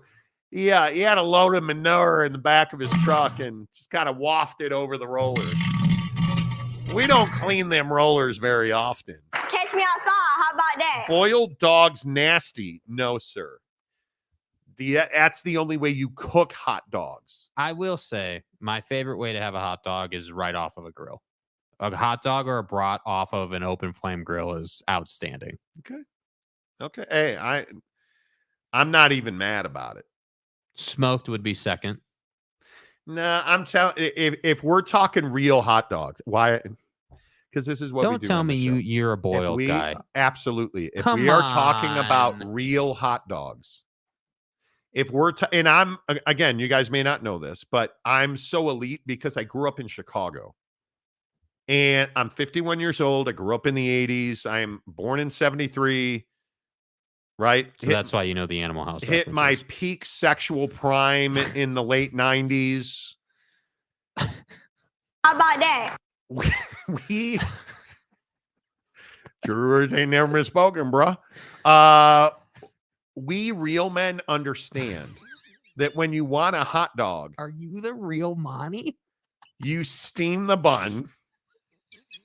Is that what we're calling it now? And then you pull out that dog out of that, and Oh my God, just like that. Oh, you put that dog in there between them steam buns. Macaque. Little relish, little ketchup, Right. little onion. Mm-hmm. Cooking with gas. That's what I'm saying. We're cooking with gas. Will the real Monty please stand up? Meat roller glizzies versus grilled glizzies, the debate of our lifetime. Gary, seriously, dude? Seriously, bro? And donuts, lips, hips, and ass. Exactly right. Your mom talking about real hot dogs. We're really out Wow. here. We're really Wow. out here rolling in no Diddy jokes. You know, Bro, come on. no Diddy. He apologized though, so everything's fine. Yeah, he was on drugs and stuff. Prize Picks, the official daily fantasy partner of the Monty program. You know it's Thursday. You know what that means. That means that we celebrate another Monty victory. What am I up to? Like cash deposit, dude? I don't know how, you guys, again. I'm on such a heater, man. I'm actually not on a heater. I've been very up and down. And I will say that last night was a good night on Prize Picks. I was all in on my guy, Kai Rizzle, because I believe that Oklahoma State, the Thunder, OKC, Yeah. I think they did a number on Kyrie defensively, and I think last night was a breakout. His number last night for points, rebounds, and assists was 34.5. He had 39. Thank you, Kyrie, for that 23-point first half. Mm-hmm. One with that. And then I would just like to point out that the beloved Chicago Cubs, you guys are killing me with that 9-2 loss. And I don't know how you fix it. Because my guy Steele, 4.5 strikeouts on a goblin. He went for 5, which was great. But yeah, then Nico Horner went 0 for 3, so I only won 2 or 3, $31 on Prize Picks. Yeah, but you made your money back then some. I did. I won. I played $25. Mm-hmm. So I won $6.25. Yeah. So We have golf Yep. today, which is always good. Yep. Prize Picks, prizepicks.com. Make sure you guys download the app, use the promo code Monty. Get 100% deposit matching. I don't know why I wasn't looking at the golf today. What do you see anything you like? Yeah, I got Scotty for more than 4.5 birdies in round 1. I've got. What do you make of the Scotty Scheffler thing? You guys saw this argument that his lawyer got into. I think there is a bias against Scotty Scheffler. I could be wrong, but I think the Louisville police are trying to uphold a reputation or repair a reputation. And what they're going to do today, because they're going to have a press conference today, they're going to release video today, and that's going to go one of two ways. It's either going to be, hey, this is the video, this is what happened, this is what we were able to piece together, and they're going to try to make some type of case on Scotty. Or they're going to say, hey, like, this is what happened. We don't have body cam footage. This is the footage we do have. And based on the footage, this is what, we believe to have taken place. And I think what's really interesting is right now, before the footage comes out, everyone believes that Scotty didn't really do much wrong here, that there was some confusion around where he should have gone. He was directed by one and then the other. So Scotty's lawyer is arguing one cop told him to do another thing. Another cop tried to stop him from doing the thing the first cop told him to do. And I agree with you. I think that this is all a PR play for the Louisville Police Department. That's what it looks like right now. Here's what's on the line with this video, though, for Scotty. This video, if it were to come out that he did something crazy, which I don't think it will, but let's say that something was uncovered in the video that implicates him negatively, that makes it so that he clearly did something wrong and this was actually on him. That's a big deal for golf. If he were to be, found guilty, let's say, if he were to somehow all of a sudden be a felon technically, which I don't think will happen. But if that were to happen, that's a big deal for golf. And I think that again, this video, we see it in the NFL all the time. If there's video, it changes the game. But the video cannot, in my opinion, be damaging. Scotty Scheffler, there's all kinds of witnesses to what happened. He never accelerated. He did not attempt to run over a police officer. He was not yelling or screaming. He never said, "Don't you know who I am?" He never did any of that. This is a case where I think the officer involved, if he did not, and again, I don't know what this video is, but if he was truly not engaged, did not turn on his body camera, I don't know how you're going to wind up charging Scotty or finding him guilty. I mean, I'm assuming this is just going to be street camera footage that they have. I would assume he was in court. His lawyer, Scotty Scheffler's lawyer, who was a Louisville attorney, a local attorney, was in court 2 days ago asking for a continuance.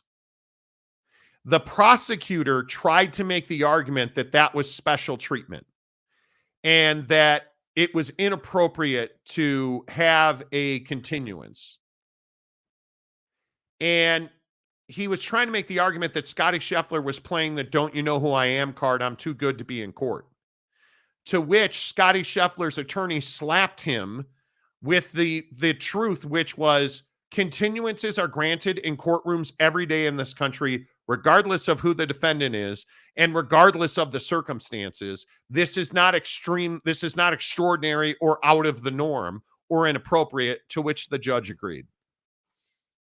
And the prosecutor is trying to go out of his way to make Scotty Scheffler look like a villain. And I don't know Scotty personally, but if there's a dude that it's going to be tougher to paint as a villain in the history of this country, I don't know who it would be, because Scotty Scheffler's about the nicest guy that anybody's ever talked about. Like, universally loved. Nice guy. And you're trying to paint it out like he thinks he's too big to be in a Louisville courtroom, which is not at all what he has said. So, yeah. I don't know how this ends up, but I think Scotty Scheffler is probably going to have to scratch a check, and they are going to come to an agreement that if he stays out of trouble, these charges will be expunged. Yeah. I think that's Which what I this think is if going to you're Scotty be. is fine. Cool. Why are you arguing that a continuance is something out of the ordinary when it is very ordinary? Yeah, I think everyone agrees they're trying to make an example out of him. You know. So to put a bow around this golf thing, Prize Picks. Scotty for more than 4.5 birdies on his round today. Yes. Minwoo Lee for more than 69.5. Oh, say the third one. And then Gary Woodland less than to make less birdies than Lucas Glover. Scotty Scheffler more than 4.5. Minwoo Lee, let him cook. More than 3.5. Michael Block more than 1.5 birdies. Yeah, I was looking at Block. His strokes. It's for the blocky, round, please. Yeah, his strokes for the round were like 75, and I'm not a pro golfer. Can do better than that. Yeah. So we'll see. UW fan Jim Roma say rich guy ignores the cops and cops apologize. Poor guy gets his ass beat and is still in jail. That I just totally disagree with that. I don't think that's what happened here. Yeah, I don't think Scotty did anything wrong. I think one cop told him to go left, the other cop told him to go right, and then held onto his car when he was trying to do what the first cop told him to do. Yeah. Yeah, And then you want to say that Scotty tried to run a cop over. Mike Smith, normally if the police release a video this soon, it's only if it puts them in a good light. Totally agree. And that's what I'm saying. Like, what's going to happen is they have probably street cam footage, or maybe they have bystander footage of some variety. I don't know.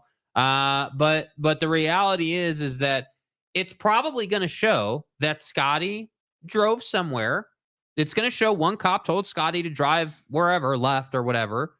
And then the second cop freaked out, held onto his door handle, and dragged him for probably 5 feet. That's what the video is going to show. And the problem for the prosecution is going to be that there's no getting away from that. This detective who was working overtime, who's all pissed off at Scotty, didn't turn his body cam on. And there's no getting away from the fact that he overreacted. He overreacted. We're not talking about someone dying here. Yep. Ferris Khan, I will eat a $1.50 Costco hot dog. I thought you said that like hot dogs were... Anyway, and drink a combo once in a while, but I recognize that it is not an actual meat. Do you understand the hot dog? That you clearly don't. I should have not read that. Boston mates, growing up and watching Law and Order, I thought all prosecutors were honest but now it's clear that a lot of them are trying to make a name and their win-loss record. This doesn't feel right. Yeah. This does not feel right. But like I said, I do think it's something you guys should pay attention to. When that video comes out, you should go watch it. We'll see. It'll be interesting today. Only watch that video after you download the Prize Picks app and use the promo code Monty to get 100% deposit matching at prizepicks.com. The Dallas Mavericks shocked the world last night. Mm-hmm.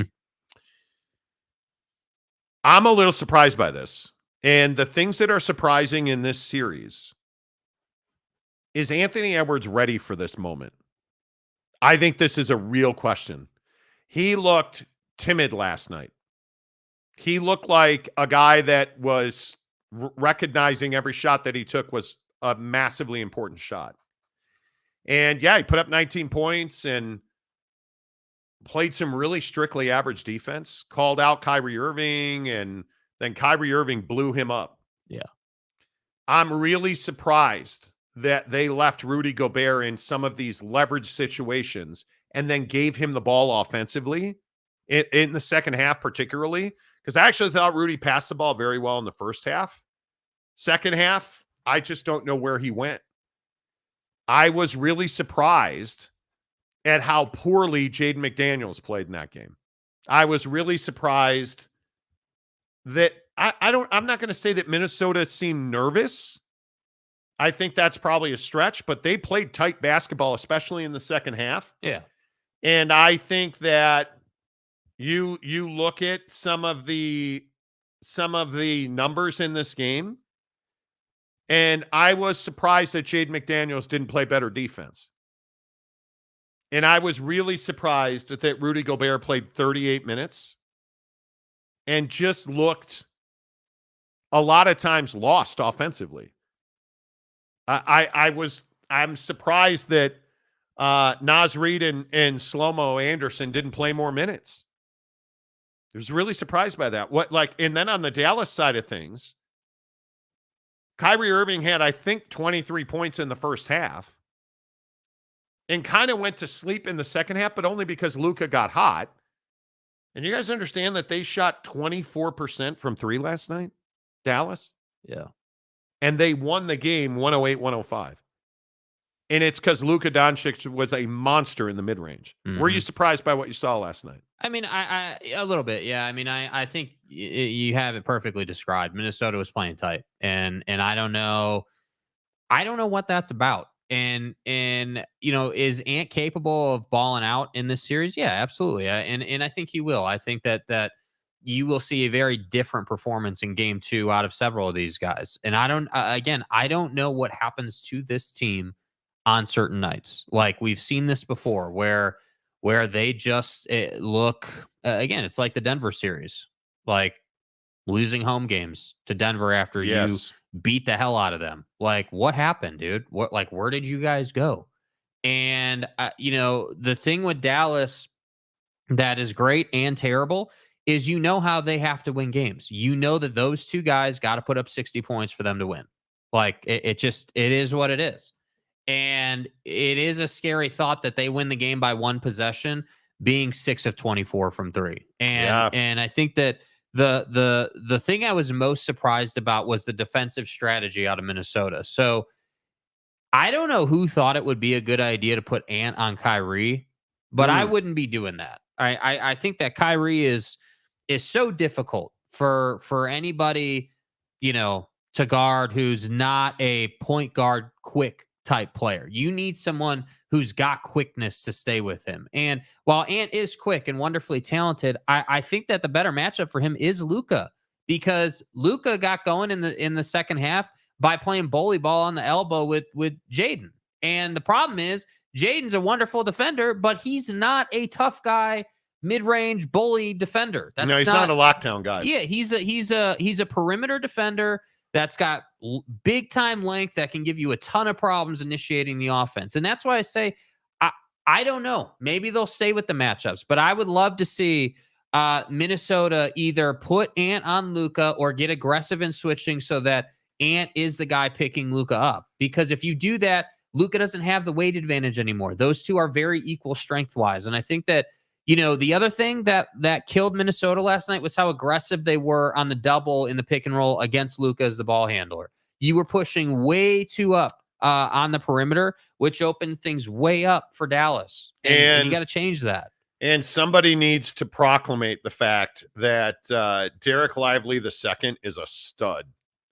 27 minutes, 9 points, 11 boards, 3 dimes, 2 blocks. I think he was very impactful in this game. And his ability to screen roll, his ability to rebound, I thought he got 4 really critical offensive rebounds last night. Mm-hmm. And I liken this to Boston and Indiana.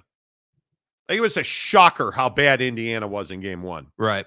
I feel similarly about Minnesota in game 1. I can't believe that Indiana is going to play that poorly in game 2. And I can't believe the Pacers will be that bad. And I can't believe that Minnesota plays this poorly again in game 2. Although I am more confident in Minnesota to get it going, I must say, because that Indiana performance, what the big difference that stands out between those two? Indiana just looked sloppy. They just looked like they're not ready. Yeah, they looked like that game was intimidating to them, that it was too big. And I'm sure, like I said, they'll bounce back in game 2. Wouldn't be surprised if they won game 2. Like, I'm sure that'll happen. But they just looked outclassed in that first game. Minnesota last night just looked like they were playing with heavy stomachs and playing real tight, like they had some huge dinner before the game. And they just weren't really in the right, as Marshawn calls it, mentals to play that game. And I still maintain that Karl Anthony Towns and Rudy Gobert, you cannot have them on the floor for long stretches at the same time. Yeah, and I think you're going to see that play out. I think that you're going to see a lot more Naz Reid in this series. I think that you are going to see Karl Anthony Towns get going downhill because, again, and this is what really, I think, gets the Wolves going. When Karl Anthony Towns gets the ball on the perimeter and takes his defender downhill and starts getting people in foul trouble, that's when the Wolves start cooking, because then Ant's off the ball. You know, you've got guys standing in the corner. Like, that's when the T-Wolves get going, and I think Dallas, you'll see more of that. Dallas can run with Minnesota. Mm-hmm. That's the thing that not a lot of people are talking about. And Luka Doncic is a guy that is never going to out-athlete you. But with his struggles from three, and it's really now been an entire season of struggles from three, I think you're now seeing that he has to become the focal point at the elbow. They cannot rely on Luka to make threes anymore. I think Kyrie Irving, you have to run much more of the offense through Kyrie. I think when Luka brings the ball up, the Mavericks are way too slow. I think you have to allow Kyrie to get the ball up. I think you have to run him off of an early screen and get Luka the ball at the elbow and allow him to operate, because his fadeaway, his step back, all that stuff that's very effective for him. That's why they won the game last night. But the struggle is that Luka is an absolute, still to this day, black hole when you give him the basketball. Yes. And if he is going to continue to struggle at this level from three, and I don't know what would change that, and he is struggling, I think you have to get far more from Kyrie in triggering the offense, because you're not going to allow Luka to bring the ball up and then back him into the post, because now you're under 10 seconds on the shot clock. Yep. You've got to get the ball over the timeline in a quicker fashion to allow Luka to play that plodding, methodical, slow basketball that he's so effective at. Yeah, I mean, you got to be initiating the offense, you know, inside of 4 seconds into the shot clock. Like, you got to get the ball up. Yeah. I think so. And it's Dallas is good when you allow Luka to operate at the top of the key. Yeah. And when you allow him to set up at the elbow, the pick and roll stuff, the slip screens with Lively. I think anytime you can get Timmy Hardaway an open look. I mean, that just you look at some of the numbers across the board for the Mavericks last night. 6 of 25 from three is not good. But PJ Washington's a guy who's got to take 8 to 10 threes every single night, because I think he knocks him down. And if he's going to, I think one of the magic numbers is getting Luka, Kyrie, and PJ to 20 points. If all three of those guys are at 20 points, you're going to win the majority of your basketball games. Yeah, I mean, because what did they get, 20 off the bench last night combined? Yes. No, less than that. 12, 14 points from Green. Dante Exum,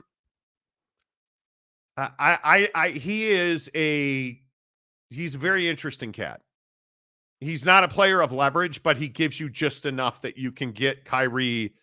And at time, I think Exum and Kyrie together isn't terrible. Mm-hmm.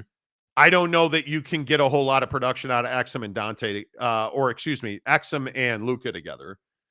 But I really like what Lively gave you. I would like to see more offensive opportunities, especially from three, for Tim Hardaway. Right. He's that guy that when the defense collapses, he forces you to respect them. Now, PJ Washington making threes changes Hardaway's role and lessens it. So either one, I think you have to murder people from three when they collapse on Luka. Right. But again, I'm just going to ask, is Luka Doncic willing to be the passer to facilitate that?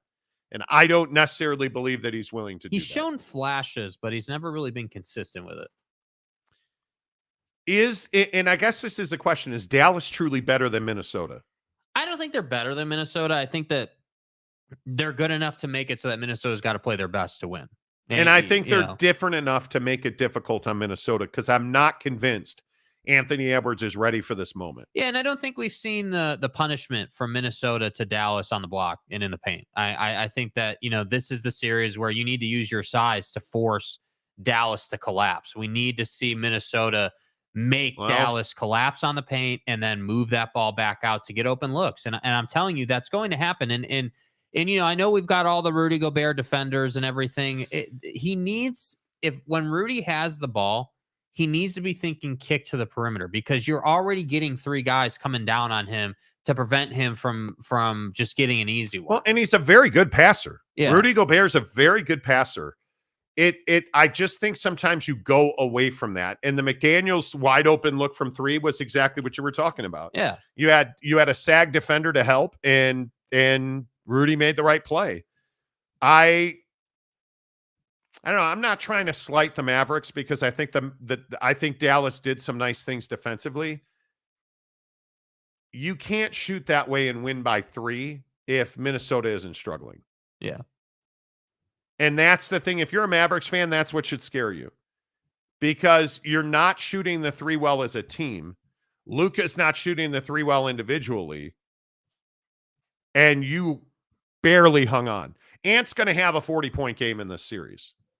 Is that game 2 or is that game 5? Is that game? I think that's a game in Dallas. He's going to do that because he needs. If that happens in Dallas, Dallas is in trouble. Yeah, Ant thrives when he knows he's got to do it or they're going to go home. That's when Ant really turns it on. And I think that Ant, all he needs to do, man, is give him 25 and 6 or 7. Just be 25 plus, and anything over 25 for Anthony Edwards, and the Wolves are going to be in great shape because that means that the defense has to respect him.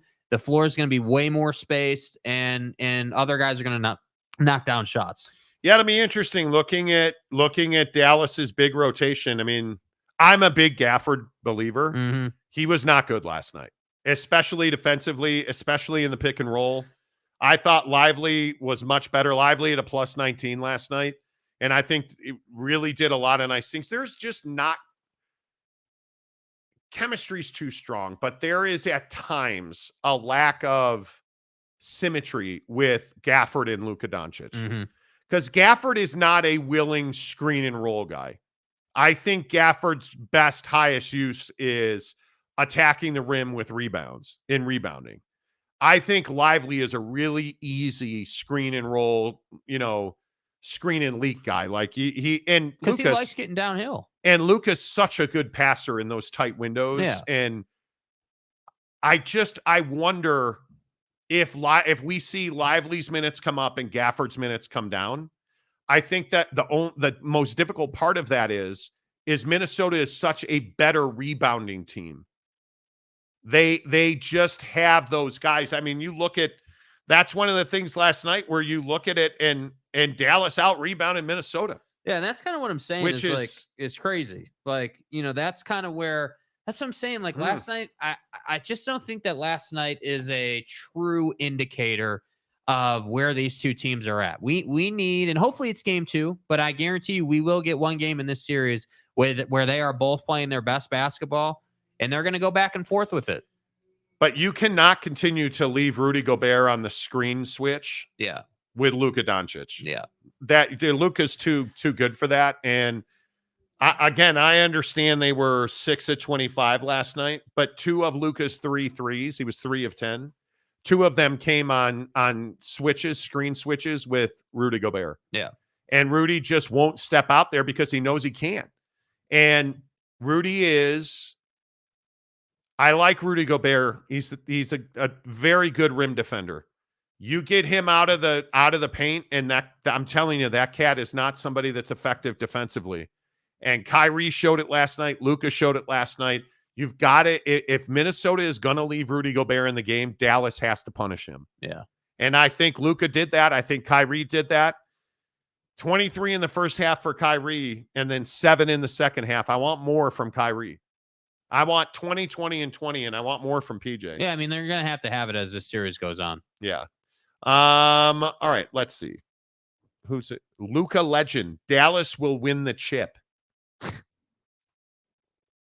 Well, let's pretend if you project out in the East, I mean, I would think that Boston wins that series. And I think there's a potential, depending on what happens in game 2 tonight. Let's see what happens. There's a potential that's a 5-game series because I think Indiana will get one at home. If it's a short series, I think this Dallas-Minnesota series is going to be an absolute slugfest. I think they're going to punch each other in the face for 6 or 7 games. And if that happens and Boston plays a 5-game series, if you are a fan of either Minnesota or Dallas, you better hope that Indiana shows up and that's a 6-7 game series. Because if Boston plays a 5-game series and you give them some rest, Boston's winning the NBA championship. Yeah. Because I don't know that it matters. If they play 5 and you play 7 grinded out games, I don't know that matters. Ferris Khan, Boston will beat either team in the West. Yeah. I don't know about that, dude. I think both Dallas, to more of an extent, in Minnesota. Minnesota's fully capable of winning the NBA Finals. They're fully capable of that. But are they mentally ready for that? We'll find out. Baston Mapes, at least Minnesota has shown they can win on the road. Exactly right. So we're only one game in. Yeah, I think I think you've got to get home court advantage back. There's no doubt about that. Luka Legend, any danger of giving Dallas some credit? Did we not just do that? Like, what do you mean, dude? You're going to be that guy who doesn't want to hear anything positive about Minnesota, and Dallas is the best thing in the ever. And the Mavericks are the. Come on, man. None for you, Mike Smith says. Okay. Newsflash, Luka Legend says Dallas is up 1-0 in the Western Conference Finals. Okay, great. I've never Why do we always do this? Now these guys have no clue. Why get all upset about it? Because I'm not going to sit here and fillet Luka Doncic because I don't believe that he's playing very well right now. Come on, he can't be 3 of 10 from anyway. Is what it is. Okay. Yeah. Real quick. Are the Lakers trying to trade for Donovan Mitchell? Interesting conversation the other day. ESPN, I think it was Woj was reporting, or somebody was reporting, that Dan Gilbert, the owner of the Cavs, would never trade Donovan Mitchell to the Lakers. If you are the Lakers, are you trying to trade for Donovan Mitchell? Well, I think they clearly want him. Mm-hmm. That's nothing new. They tried to get him when he was on the Jazz. But if you are the Lakers, is Donovan Mitchell the cure for what ails you? It certainly helps. I think the Lakers haven't had that, again, with all due respect to D'Lo, I don't think the Lakers have had that bona fide star at point guard in quite some time. I mean, you just haven't had that guy that can get LeBron off the ball a little bit and open things up offensively. So, you see what LeBron's able to do when Kyrie's on his team, right? Like in Cleveland. So I'm curious, if you're LeBron, are you looking to recreate that dynamic where you've got a dominant point guard or a shooting guard? And, that can be a guy that, you play 1-2 with all the time. Like if LeBron's bringing it up, he can kick to him, or if Don's bringing it up, vice versa. Like maybe that is. But I think that the Lakers know they have to keep adding to that roster. Like, hey, you've got LeBron and AD, and that's great. That's a great foundation to build on. But the reality is you need another contributor who can consistent. It's like Lively on Dallas, right? You've got Luka and Kyrie, but Derek Lively steps up and gives you, his 15, 20. You know what I mean? And so that's what I think the Lakers don't have. Austin Reeves gives that to you sometimes. The problem is now Austin Reeves is no longer a hidden gem. Austin Reeves is someone who people know about. So he's getting some of the best defending in the league. So he's not able to give you 20 a night, and I think that's the tough part for the Lakers. So yeah, I mean, if I'm them, yeah, I'm interested in Donovan Mitchell. Can you make it happen? I don't know. I don't necessarily buy the comments of the owner of the Cleveland Cavaliers. We hear owners talk all the time about, oh, we're not trading this guy, not trading that guy. And then what do you know? They're on the block. So I don't necessarily buy if you're getting Austin Reeves and you're getting whoever would wind up going back the other way, and you're getting cap space and you're getting draft picks, I have to think that's going to be tough to turn that deal down. Yeah. I think the Knicks have far more to offer because remember, Donovan Mitchell has one more year on his deal, then he's unrestricted. If they're going to wind up trading him because he's not going to sign an extension in Cleveland. No. I think there has been enough dysfunction there to prove that, so I can't see him signing an extension there. But it'll be interesting to see. I think Donovan Mitchell is at a very critical point in his career because there's all kinds of drama allegedly in Cleveland. And I think, yes, exactly. Prima Donovan, see what he did there? Right.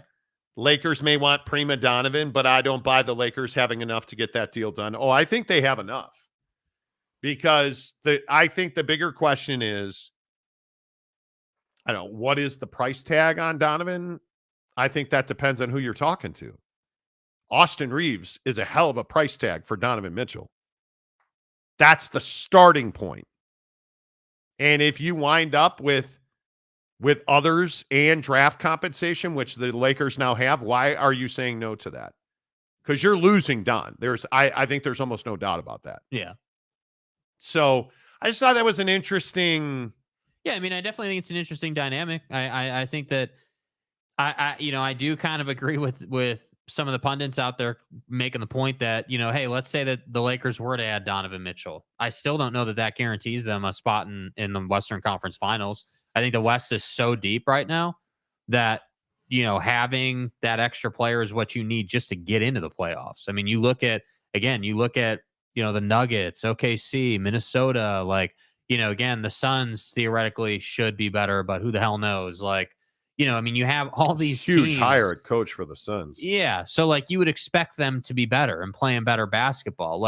Again, San Antonio, even though they're at the bottom, they're going to be better. The West keeps getting better. And that's why I say, for Minnesota this year, you damn well better take advantage of this because there's no guarantees next year. You have no idea if you're going to get back next year or not. But I also think stars win championships. There's the Dallas Cowboys conundrum with Dak Prescott. This is, I look at the Lakers and the Cowboys are very similar, right? You have an owner that spends a lot of money but doesn't win much. Mm-hmm. And I look at your decision on Dak or CeeDee Lamb and I look at the Lakers' decision on AD and LeBron and going in another star. Are we really talking about LeBron, Anthony Davis, and Donovan Mitchell on the same roster? How are you not winning a championship with that? Well, that's what we said about the Suns, right? Well, no, but I think we all knew that Brad Beal was not. I just think you're either a championship player or you're not. I don't know that Donovan Mitchell's a championship player. I'm pretty certain that Rudy Gobert at this point is not a guy you can build around, which is why he could win in Minnesota because they're not built around him. Yeah. Right? I don't personally believe that Luka Doncic is a championship caliber player. Mm-hmm. I don't believe that Donovan Mitchell on his own is. You put Donovan Mitchell with Anthony Davis and LeBron James, both of who have championships, that all of a sudden makes him a championship player. Yeah, you're having a different conversation now. So we'll see. I don't know. It's going to be interesting. It'll be a very interesting offseason. This question right here, do the LA Lakers need to tear it down? The answer is no. They're not going to tear it down until LeBron retires. But you have to trade. I think you have to trade Austin Reeves. He is the one guy that you have where you're like, yep, we can do that. Yeah, we can do that, which millennials don't do by not taking their PTO. Yeah, so millennials and Gen Z as well are guilty of, there was a study that came out that basically in short terms says that millennials and Gen Z fear the judgment from their boss or from their management teams about taking PTO and how to take PTO and timing. And so what are they doing? They're not taking PTO, but they're also not working. So they'll scheme and do what they need to do to get around actually taking the PTO. The study showed that a lot of people will, they literally, I'm not making jokes or exaggerating. People are literally going out there in their work from home positions and they're moving their mouse around to make it look like they're working every day, or they have all these different things that they do. And the quote that's being thrown around is, it's a massive workaround culture. Hey, we're going to work around, not taking the PTO, even though we don't want to work this week or whatever. And I just think it's really interesting. I don't know, man. I feel like the mindset is just fascinating.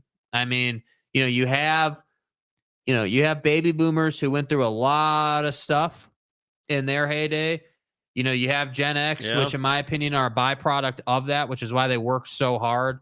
But obviously Gen X went through a lot of different things as well, right? Obviously the country was doing really good when you came up, but then you had the 2000s, which were pretty rough financially.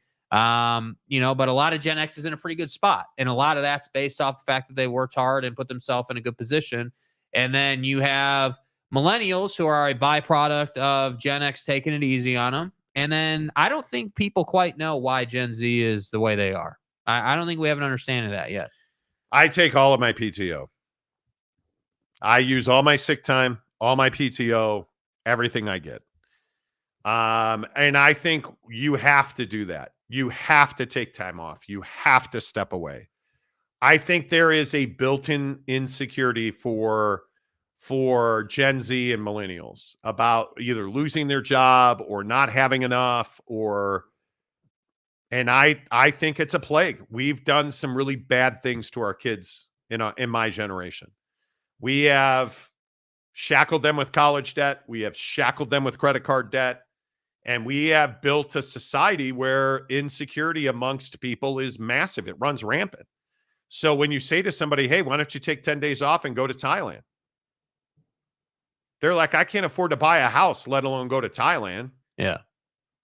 Well, why don't you just take 10 days off and sleep in for the next week? And immediately there's this voice in the back of their head. Well, if I do that, John's going to get promoted ahead of me, or I might lose my job, or maybe they don't like me.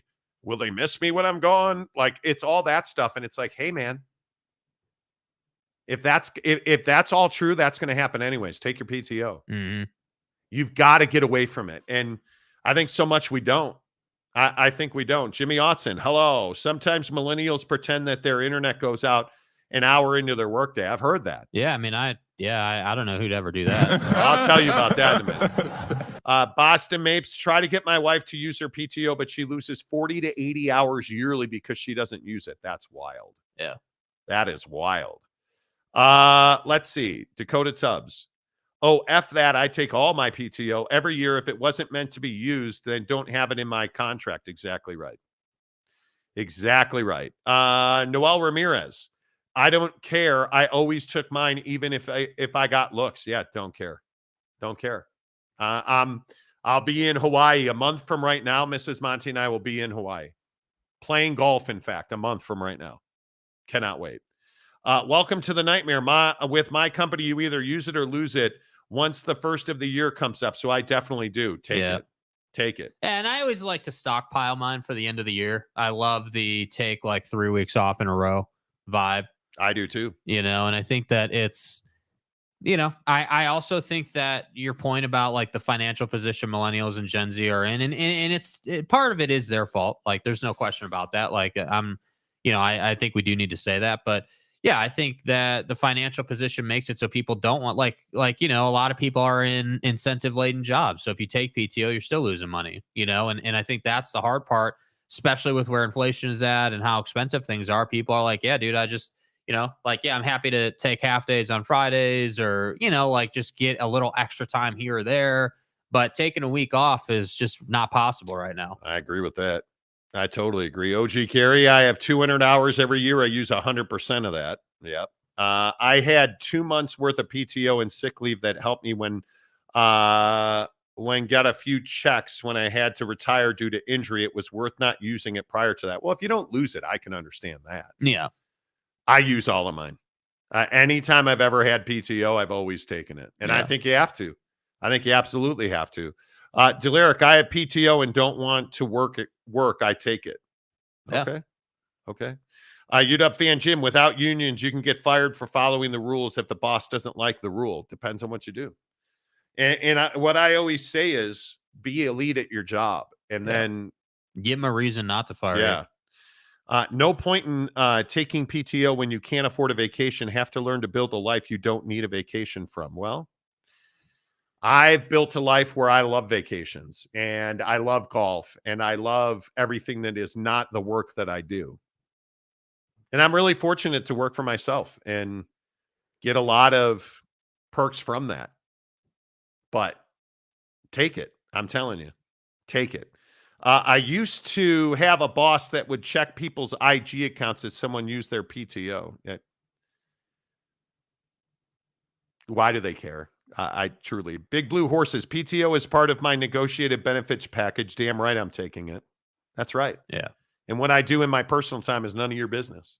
Now, if you're calling in sick, oh, I've got the flu, and you show up in Vegas at a pool party, okay. But that's why I've always said, you don't have to explain why you're taking a day off. If you've got to explain why you're taking a day off, there's a systematic problem there. Hey, I'm going to use some personal time today. Okay. That's how it should be. And it doesn't matter what's on your IG. Don't call me on the weekends. Don't call me at night. I'm off, right? Mike Smith, I also hated the idea of taking more than a few days off knowing I would have to come back later and play catch up. Yeah. Certainly something to that. I'm currently taking 2 weeks off now. Use it or lose it. Yep. Yeah, good for you, bro. Company tried to start flex time off with no limits, was a disaster, and had to go back to the accrued and controlled. Well, yeah. And donuts. My experience is the work is always there when you get back. Funny how that happens. Right?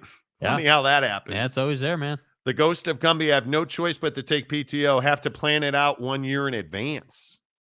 Okay. You know. Final one on this because then I have to bitch about the internet. Jimmy Otson, by far, Americans already take the least time off compared to the rest of the world. Take all of your time off, people. You have to. 100% agree. You have to have work-life balance. Unless your internet doesn't work. So it's not like we make money on the internet. I mean, who needs the internet? Come on. Yeah, we do. So we're chilling here yesterday, 6:34 a.m. Internet goes out. Okay. We have CenturyLink internet. Call CenturyLink. Oh, wait, they don't take phone calls. You have to chat with a service representative. My wife gets on the chat. She's 84th in line. Go through the process. 90 minutes later, hey, our internet's not working. Finally get through on chat. And we've had this issue before where this, I can't remember what it's called now. NTO, whatever it is. OTN, is that it? I think that's what you said this morning. ONT, excuse me. It's called an ONT. It's essentially where the fiber line comes into your house and sends it to your router. So we told him, hey, the ONT freezes up. You guys won't replace it, but you have to power cycle it because it's got one of those hexagon keys on the outside of it. We can't turn it off and reset it. No, we can't do that. That's not how we can't control your ONT remotely. You've done it in the past and it's what fixes the internet. No. Okay. Day goes on. I actually have to go to a WeWork office to get internet to work. Middle of the day, Mrs. Monty chats back in with him. Hey, need to reset our ONT. Okay, great. No problem. Let me do that for you. Guy resets it. What do you know? Everything comes back online. So if you had done that when we chatted in the first time, I was like, to hell with this. Set up Xfinity fiber yesterday. It'll be installed Sunday morning. What made you go with Xfinity? It's the fastest internet service available to my address. And how do you know that? Because I did some research. So we don't have access to Google Fiber. Okay. And I'm not willing to put up with CenturyLink anymore. And so Xfinity is the fastest. And we right now have gigabyte service, which is 1,000. Xfinity gives you 1,200. And it's $70 a month. So my cost is going up. But their reliability score is far higher than CenturyLink. So I'm thrilled. I'm happy to do it. Yeah. I'm at the point now where I'm just so fed up with the crappy customer service you get from utilities. And it's not just utilities, it's across the board, let's be honest. But that you kept me from working and being productive. And that outage yesterday probably cost me $500 something. That's being conservative. At a minimum. Yeah. And you just don't care. And you won't reset this box on the outside of my house, which would have fixed it in 5 minutes. Saved you all the time and trouble of breaking down your desk setup, of going to a WeWork, of, like... It's infuriating. It is absolutely infuriating. And you wait, you're 84th in line. refusing to solve the problem. It makes me crazy. And I just don't understand why, like what my question with CenturyLink on this OTN thing or whatever, this box, has always been, why is it that some say no and some say yes? Like what are they looking at? A month ago when the internet went out in the middle of the night, we're about to go to bed, the internet goes out. CenturyLink says, "Oh no, it's your ISP because I have somebody that manages our internet infrastructure." No, we do all the testing with our ISP.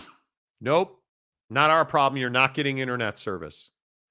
Chat back in. Oh yeah, we need to reset the ONT on your house. Give me a minute.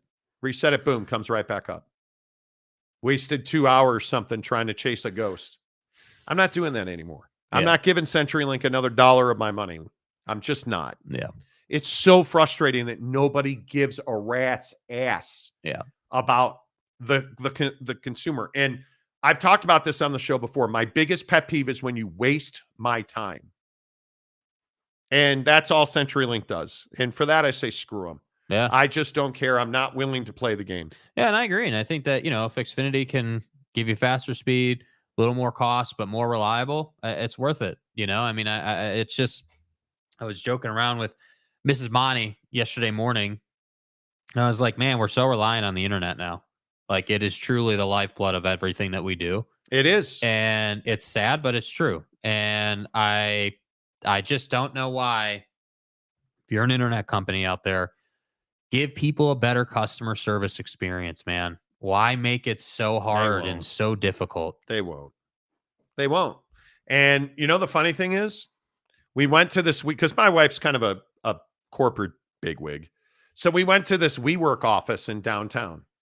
The service at the WeWork is amazing. Like, the internet is super fast. We had our own conference room for the entire day. And it was actually nice to be around other people. It was wild. There were like, I don't know, a bunch of other humans working in an office. Yeah, I miss the office, dude. It was really cool. And I actually really enjoyed being around other people. And I don't know why I hadn't considered it, but we brought our lunch with us yesterday. And it was nice to sit in a big open room and eat lunch. Yeah. It was nice because usually when I'm doing my office work, I'm at my house. It was nice not to be at my house. Yeah. It's kind of crazy to say, isn't it? Like, it's nice to have a change of scenery. I really enjoyed it. Like yesterday, I really enjoyed it. I'm working and doing the things we do. And I'm like, man, like, like obviously we built this studio and everything. And, the studio happens to be situated where, there's not as much light that comes in. I know it sounds like a minutia detail, but you go somewhere like a WeWork office, or in my case, back to my house, and like, man, like, it's nice to be working and just have like all this light pouring in and the vibes were good. And like, it just is different. It's nice to have a change of scenery sometimes. And I think that's what we lost with the office culture going away. I remember when we lived in Phoenix, working at the Yelpatory back then and walking into the Scottsdale office and like having a great time with it. And we had a routine. The Yelp days. Yeah. And like, like it was cool because, the Yelp offices back then, they don't have them now. They closed them all. But back then, the Yelp offices were situated in an old mall in Old Town. And so the space you're walking into is super cool. And it has great vibes and it's airy and it's like, it's like 100-foot 3-story building or whatever. It just is nice. Man, when we were at Yelp in Scottsdale, the office setup was primo, dude. It was Old Town Scottsdale. They had these kitchens in their buildings, fully stocked with any kind of food you could think of. Yeah. Junk food, good food, healthy food, salads, sandwiches, lunch meat, you name it. Bagels, they had it all. Cereal, they had it all. It was awesome. And then the pandemic hit and that all went away. Yeah. So having worked for myself for so long now, I hadn't been in an office in how long? It was actually nice to go into an office yesterday. It was nice. And I, yesterday kind of showed me, like, I do think there's value in changing, not every single week, but like, I think maybe a couple times a month, like changing the environment you work in for a day. and like just kind of getting that new car smell for a day to kind of help. Yeah. You know, and I hope people put value on that, man, because I can tell you this, like, you know, working from home is awesome, and I'm certainly not complaining about it, but everything has its cons, you know, and it's crazy to say, yeah, like it's nice to leave the house. Like, Yeah, like it's wild to say that. it is. And finally, what's the best flavor of cookies? Did you guys see that Chips Ahoy is releasing new recipes? Oh God. Why? Now, admittedly, Because it's garbage. I haven't had a Chips Ahoy chocolate chip cookie since I was a kid. But I'll tell you what, it's getting tougher and tougher to beat peanut butter cookies. Yeah. I was always a chocolate chip or a macadamia nut cookie fan. Yeah. Dude, you hand me a peanut butter cookie from Corner Bakery or Village Bakery, I'm in. Yeah, Village Baker's cookies are gas. But if you're going to Harmon's or your favorite local grocer and you're buying a pack of cookies, yep, aren't you buying double stuffed golden Oreos? Yep. Isn't that the only one? Or I'm buying them fresh from the bakery. If the bakery because the bakery, like at Harmon's, our local grocer, from time to time they'll roll out some really good cookies. Like if you can get them fresh, they are very, very I think good. I told you about that. I went to the downtown Harmon's. Yeah. And they had fresh made cookies on a tray right out of the oven. Yeah. So like if you can catch them in that type of situation, dude, they're so good. I'm out. And I wanted it so bad. But if you had a favorite cookie, what kind of cookie would it be? I think it's double stuffed golden Oreos or Nutter Butters. Yes. Those are the only two. There. Trying to think, like, I can't remember the name of those wafer cookies that have the chocolate stripes on them, you know, the chocolate drizzled stripes on top of them. They're a circular cookie with a hole in the middle. Can't remember the name of them, but I love those. Yeah. Wait, say that again? So I don't remember the name of them, but it's a cookie. Uh-huh. And they come in like a rectangular pack. There's 3 rows. And they're a wafer cookie with the chocolate stripes drizzled on top of them. I just can't remember the name of them. Oh, yeah. Keebler. It's got a chocolate bottom. Yes, chocolate bottom, wafer top. Not grasshoppers. The Keebler cookies. I know exactly what you're talking about. Those are amazing. Those are awesome. Yes, those right there. Shortbread fudge stripe cookies. Yes. Yeah, they're good. Love them. EL fudge. Yeah, they're amazing. Those are I would agree those are absolutely gas. fire. My favorite cookie, D, all of the above. Yes, all of the above. Dude. Capazzo says snickerdoodles are the bomb. Snickerdoodles really good. Yeah. I don't hate that. Biscotti is the best cookie. Dip them in a drink. Nothing better. Little airplane cookie right there. Yeah, you're a coffee guy. They have chocolate on the bottom too. Yes, they do. Yes, they do. Let's see. Capazzo, it's a great day. Sitting here in the Jeezy attending my last high school graduation. Freedom is near. Ooh, the kids are out of the coop. The kids are out of the coop. Pack your shit. Let's go. How about that? The kids are out of the coop. Come on, let's go, Schlep Rock. UW fan Jim, I like shortbread cookies. The ghost of Gumby, I was just thinking about Mrs. Fields cookies a few days ago. Yes. And a effing amazing. Okay. Yes.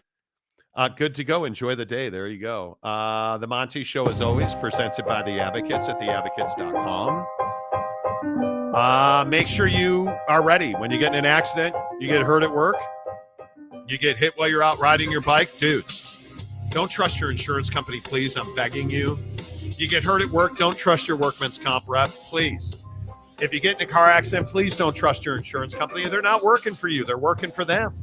They're working for their board of trustees. They're working for your company.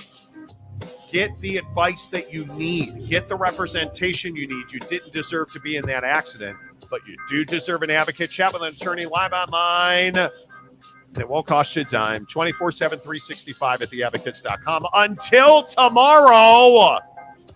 Say goodbye, Jake. Goodbye, Jake.